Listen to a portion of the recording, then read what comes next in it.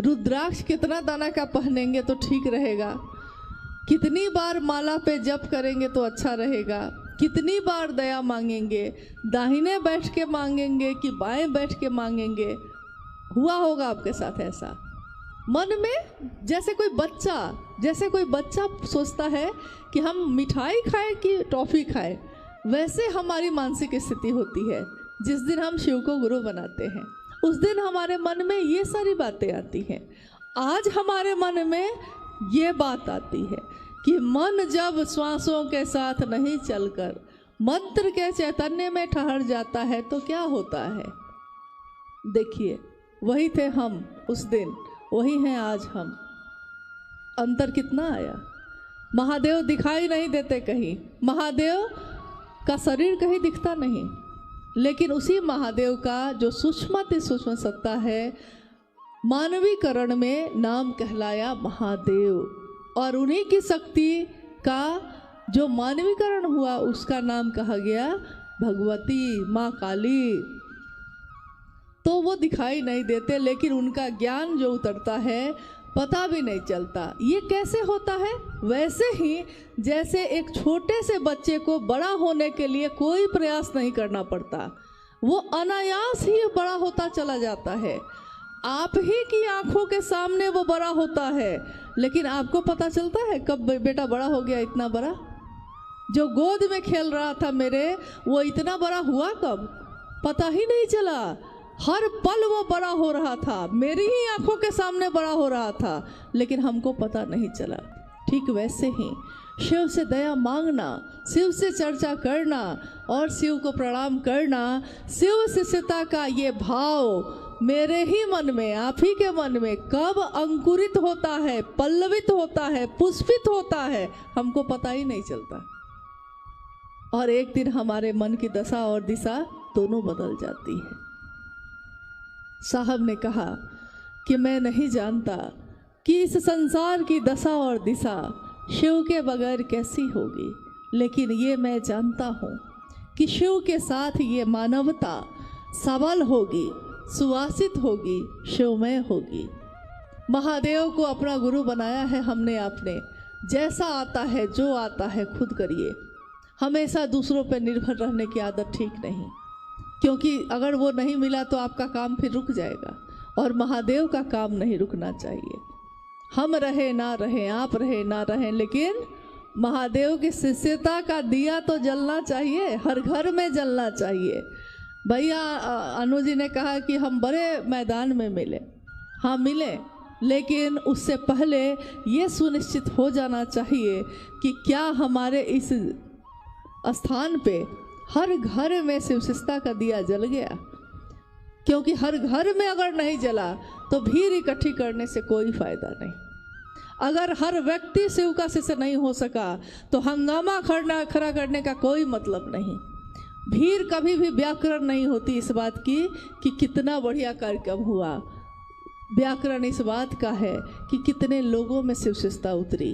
अगर 5 लोगों में भी उतर गई है तो वो 5 लोग काफ़ी है पूरे हिमाचल प्रदेश के लिए, पूरे पंजाब के लिए। हम लोग को आने की ज़रूरत नहीं पड़ेगी, हाँ मिलना जुलना होता रहेगा, लेकिन आप खुद सक्षम हैं, इसलिए अपने अंदर की ताकत को पहचानिए। महादेव ने आपको भी वही दिया है जो हम सबको दिया है।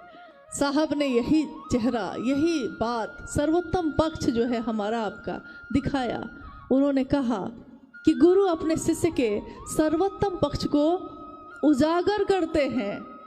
इतना ही नहीं कहा उन्होंने कहा कि गुरु अपने शिष्य के सर्वोत्तम पक्ष को उजागर करते हैं, और उजागर कर छोड़ नहीं देते हैं।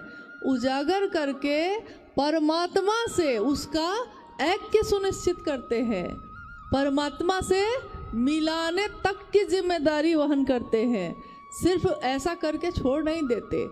जैसे डॉक्टर अगर कैंसर हो जाए और हम जाएं और डॉक्टर को कहें कि इलाज कर दीजिए सिर्फ, तो डॉक्टर वो जो पूरा कैंसर ठीक कर दे, डॉक्टर वो नहीं जो सिर्फ दवा दे के बीमारी को दबाए रखे। डॉक्टर सही में वो जो बीमारी को जड़ से ख़त्म कर दे। मास्टर वो जो विद्यार्थी को पास करा दे, मास्टर वो नहीं कि पढ़ा तो रहा है और विद्यार्थी फेल कर गया, क्या फायदा हुआ। तो गुरु यानी शिव अपने शिष्य के सर्वोत्तम पक्ष, एक इंसान का, एक मानव का सबसे सुंदर पक्ष क्या होता है, उसका सबसे सुंदर पक्ष होता है शिव होना। क्योंकि और पक्ष तो है हमारे जीवन में। किसी से पूछिए कि आप क्या करते हैं तो आप क्या कहिएगा। आपसे कोई पूछे कि आप क्या करते हैं, आप क्या कहिएगा। आप कहिएगा कि हम भुजा बेचते हैं, हम अखरोट बेचते हैं, हम काजू बेचते हैं, हम सेब बेचते हैं, हम किसान हैं, हम मास्टर हैं, सरकारी नौकरी है, कुछ तो कहिएगा ना, यही कहिएगा। जिस दिन आकाशवाणी हुई थी और आवाज़ ने पूछा था साहब श्री हरिनानंद जी से कि तुम क्या करते हो, उन्होंने कहा था मैं शिव का शिष्य बनाता हूँ। और लौकिक जीवन में उस समय वो डिप्टी कलेक्टर थे, लेकिन उनके मुंह से ये नहीं निकला कि मैं डिप्टी कलेक्टर हूँ, उनके मुंह से ये निकला कि मैं शिव शिष्य बनाता हूँ। कौन भारी था उनके मन पे? उनकी नौकरी, उनका पद, उनकी प्रसिद्धि नहीं, उनके मन पे भारी था कि मैं महादेव की बात करता हूँ, दूसरों को शिव का शिष्य बनाता हूँ। लेकिन तुम जो करते हो दूसरों को करने के लिए नहीं कह रहे हो, आवाज़ ने फिर से कहा। और साहब ने कहा कि हाँ ये बात तो सही है ना। शुरू में तो उन्होंने कहा कि नहीं नहीं मैं करता हूँ जो कहता हूँ, नहीं नहीं तुम नहीं कहते हो, बहुत लंबा चला। लेकिन ये तो हुआ ना कि जो वो करते थे वही उन्होंने हमको आपको करने के लिए कहा। आप ये मत सोचिएगा कि हम क्या कर सकेंगे, हमको क्या आता है। सिर्फ उनकी बात पे भरोसा करिए, जो उन्होंने कहा है उतना ही भर करिए, उससे ज़्यादा कुछ करने की ज़रूरत नहीं। शिव की शिष्यता में इससे ज़्यादा कुछ करने की ज़रूरत नहीं।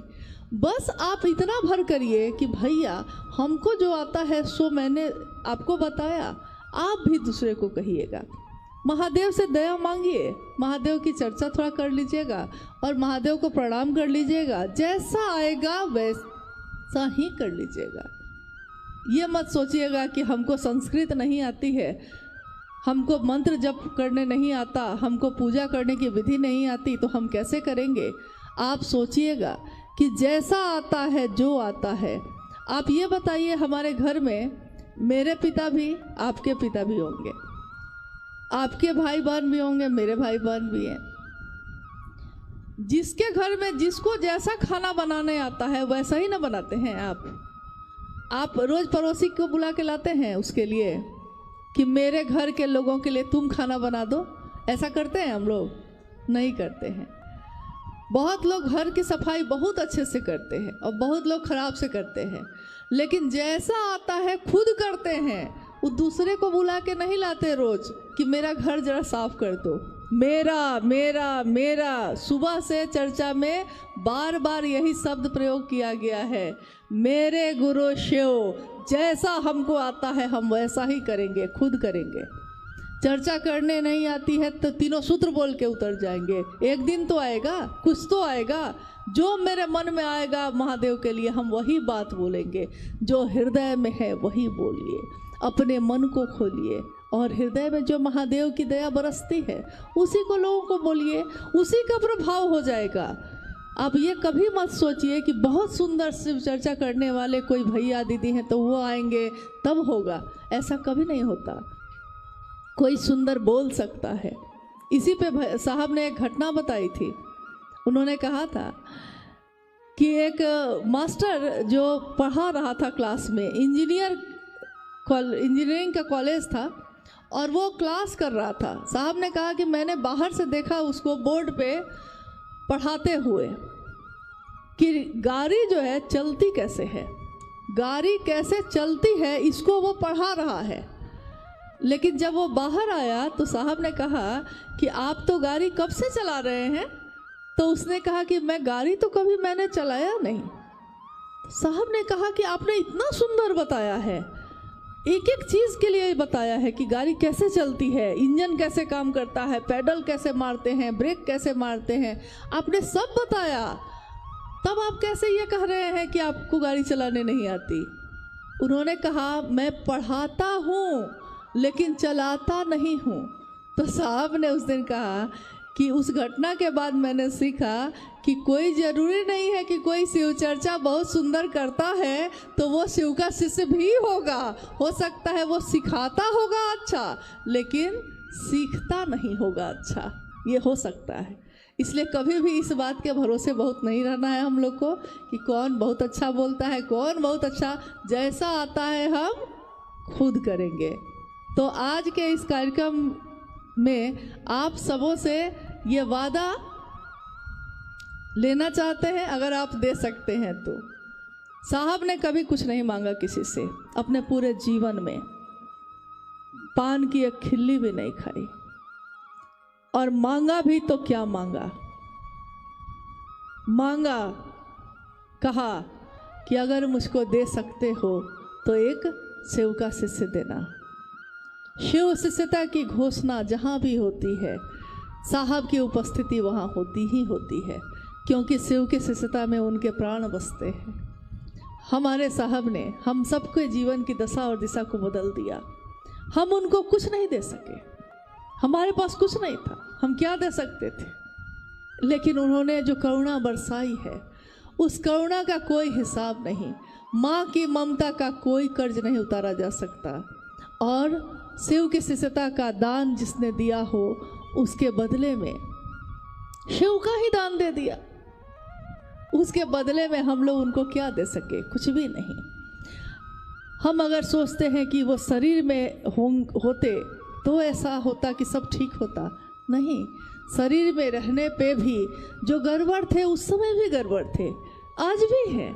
जो सही थे उस समय भी सही थे, आज भी हैं और हमेशा रहेंगे।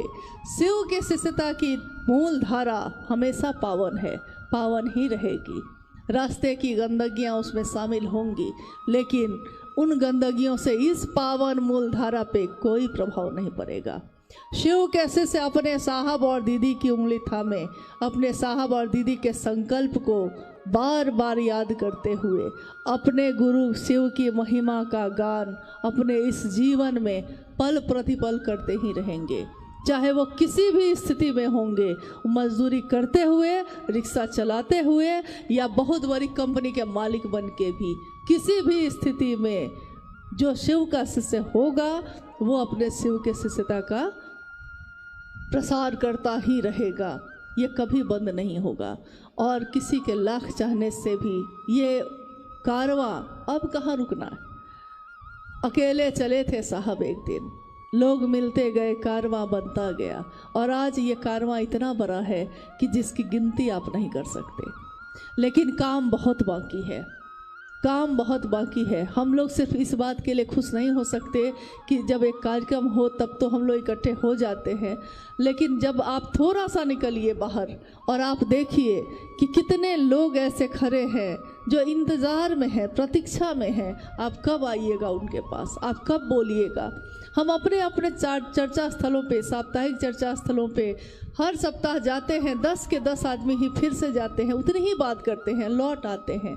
साप्ताहिक चर्चा स्थल साहब ने शुरू किया था जब, उनकी मंशा ये थी कि साप्ताहिक चर्चा स्थल पे सप्ताह में बाकी 6 दिन हम लोग जो नए लोगों को जोड़ेंगे, उन लोगों को आने के लिए उसमें प्रेरित करेंगे ताकि वो आए, और ये संख्या बढ़ती चली जाएगी। 50 होंगे, 100 होंगे, 100 होंगे तो 2 जगह करिए, मतलब ये सिलसिला चले, इसके लिए उन्होंने शुरू की थी। 1 दिवसीय कार्यक्रम शुरू हुए, बहुत सारे हुए। जब 100-200 आदमी की घोषणा हो जाती तो साहब स्वयं जाते उस जगह पे। आज तो फिर भी हजारों में है, लेकिन आप ये सोचिए कि संख्या बढ़े, मतलब संख्या मतलब ये नहीं भीड़ बढ़े, संख्या बढ़े मतलब शिव शिष्यता बढ़े। भीड़ कभी भी व्याकरण नहीं होती किसी भी चीज़ का। शिव की शिष्यता उतरे लोगों में, इसके लिए झुकना है तो झुकिएगा। हम लोगों से भी कोई बात का दुख अगर आपको हुआ हो तो क्षमा करिएगा, अपना गुरु भाई, अपनी गुरु बहन समझकर।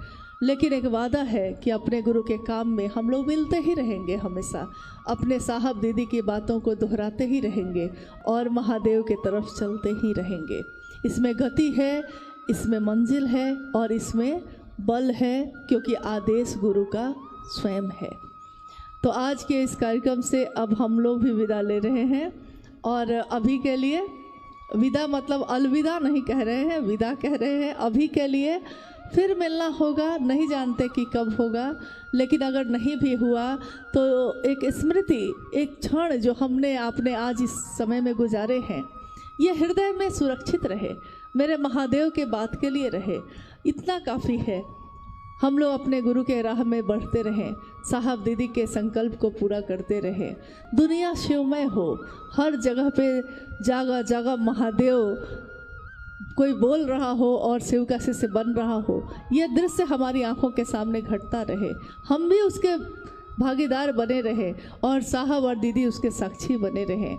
शिव के गुरु स्वरूप की उपस्थिति उसमें मौजूद रहे। इतना इस जीवन के लिए क्या, कितने जीवन के लिए काफ़ी हैं। चलिए अपने गुरु शिव के चरणों में नमन करते हुए आज की इस जो शिव चर्चा आपने बहुत मेहनत से रखी है, क्योंकि एक कार्यक्रम एक दिन के लिए कुछ घंटों के लिए होता है, लोग उस क्षण को सिर्फ देखते हैं, इसके पीछे किसने कितनी मेहनत की है, कितने सालों की मेहनत रही होगी, कोई नहीं जानता। कौन यहाँ आया होगा, किसने ये बात बढ़ाई होगी, किसने ये किया होगा, ये भी कोई नहीं जानता। लेकिन साहब ने सबको ये अधिकार दिया कि हर व्यक्ति, चाहे वो किसी भी जाति धर्म का हो, किसी भी वर्ण संप्रदाय का हो, किसी भी प्रदेश का हो, शिव का शिष्य हो सकता है, परमात्मा पथ का पथिक हो सकता है। ये अधिकार आज तक हर व्यक्ति को संसार ने नहीं दिया था, ये हम सबको मिला, ये हमारा सौभाग्य है। आप में से, हम में से कितने लोगों ने शिव के शिष्य साहब हरिंदरानंद जी को इन आँखों से देखा है, सुना है। तो जो सुना है उनसे, जो देखा है उनमें, वो लोगों में बांटिए, ताकि शिव शिष्यता और बढ़े, शिव के गुरु स्वरूप की व्याप्ति जन जन में हो। इसी कामना के साथ कि ये कार्यक्रम जो आयोजित हुआ है, उसका जो मकसद है, जो उद्देश्य है, वो पूरा हो। अपने गुरु शिव के चरणों में प्रणाम करती हूँ और आप सभी के चरणों में भी मेरा नमन है।